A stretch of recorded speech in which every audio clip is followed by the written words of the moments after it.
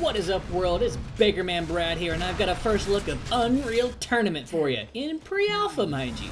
Now, if you want guns, lasers, rockets, explosions, blood, guts, and craziness, all the customization at the wazoo, well, you're in a treat. Just like that guy's face was. Let's do this. Alrighty, so right off the bat, I can say that there's a lot of really good detailed instructions that Unreal Tournament has ready to go in terms of learning about what the game is all about.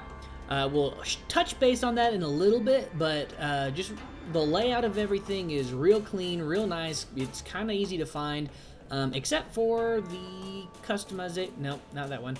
The customization of your characters. I know you can see the overall rank and status of like leveling up, which allows for unlocking certain items in the game, but the customization of your character itself is, oh, so yeah, there's the collectibles again, and you get more as you level up, so play, and that's how you'll get extra stuff. It's kind of a very simple reward. There's not much of a cash shop or anything that I've seen that is worth buying, let alone that you have to buy, so I don't think you have to worry about that at all, which is fantastic.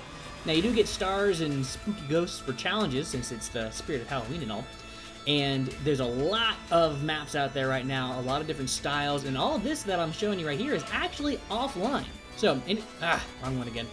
Once you finally find the player customization setting, which is actually the player settings, you can go through and change your flag. All of the items that you've unlocked will show up in this. Basically, it's really simple in terms of the character customization. You got emo hair, emo swoop hair, actually, even better. And it's just hats, glasses, well, eyewear, and taunts, really, are the only things you'll be unlocking in terms of things that you can change. Oh, yeah, and a beret, that's not bad. This shows the glasses that I have. I've got sunglasses. Yeah, we have to do that. Now, taunts, pelvic thrust, we are going to keep. There's no reason to change that, but I wanted to see what other taunts I've got. And then the characters are the only other thing that you unlock, and that's not bad. They have all preset skins, so each one, as you see, this one has a Black Legion skin already, is going to look the way that they're going to look across the board. So, don't get too carried away in terms of wanting to make something look too fancy, but let's get into it. Now, the first thing you're going to do is, I would suggest one-on-one against a bot, if you wanted to start slowly. Now, the reason I say that is because, like I was saying in the beginning of this, it has a really good setup for teaching you how to play the game. And so you actually now have the chance to get out there, find some of the weapons, figure out some of the controls, if you haven't already done the basic training, which we'll touch base on later, like I said. But, booyah! First blood. It's going to be a lot slower in these AI duels so that you can get a feel for things. But don't worry, it's not like you're too overpowered, and they can survive several rockets to the face, it seems. But I can say these AI duels are the perfect opportunity to test your taunting abilities. That's right, show them who's boss. So I can say, if you want to skip the basic training and go into this, you'd learn just as much. However, once you get going, the next thing you want to do is get a couple more bots that are actually trying to do something other than kill you, like capture the flag.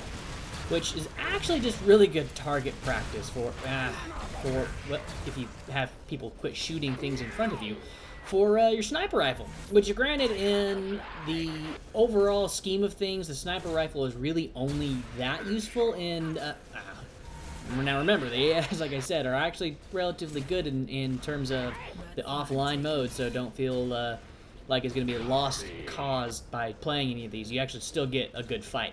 Anyways, I was saying the sniper rifle is overall useful in the capture the flag. And, pumpkins. Anyway, and falling. Thankfully, they have just the right amount of sarcasm in your deaths. Anyways, sniper rifle, overall, good for capture the flag. Everything else is just a high-powered weapon. Because if you're just chasing someone, they don't do a very good job of dying when it comes to shooting them repeatedly in the back with a sniper rifle. So don't worry about someone running around with that no-scoping you all the time. Just sometimes. Now, after a while, the AI bots are going to become a little bit too easy on some of the easier settings. They do have difficulty levels of easy, medium, and hard, but by the time you get to where you're wanting to play against hard AI bots, you're gonna just kind of want to go ahead and kill real people. So let's get into that. Now, I can say the pace of the game is going to be about the same. However, the best way to tell if you're fighting a real person is if you get into a jumping rocket battle with people and win, and sometimes lose, actually.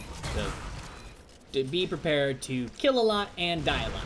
Now, one of the things that I actually like about the setup of these real-time games is that if there's not enough people in the matches, they will actually fill it with bots. Now, that does kind of create a slightly unbalanced playing field if you have a lot of really good players. But don't worry, the stages are rather tightly packed, so you're going to run into people that are real a lot. Now, I bet you're wondering about the graphics quality of this particular stage.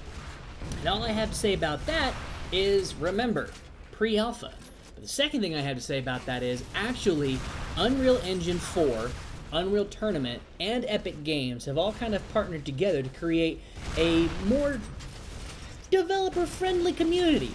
And so on their page, they have a lot of tutorials about making your own mods, making your own stages, weapons, a whole bunch of other things that I don't know very much about. And I'm not going to go and try to explain that because I would make all of you laugh at me. So we're going to skip that and jump on over to the nicer looking stages. So don't worry about this game looking like, you know, Minecraft or anything else like block or just kind of low key, because it's going to look fantastic. There's already several maps that look gorgeous, and I can say that I just upgraded to a GTX 980 and I kind of had an eyeball-gasm. It was fantastic. Anyways, enough about me, more about the game. If you're an aspiring developer, if you find that maybe the maps aren't good enough, or there's something wrong with a mod or a gun, or you wish there was more, well, go make more. That's what they want. They want you to get out there and develop these games, and that the whole point of the Unreal Engine 4 and the editing that they allow you to do is to make better games.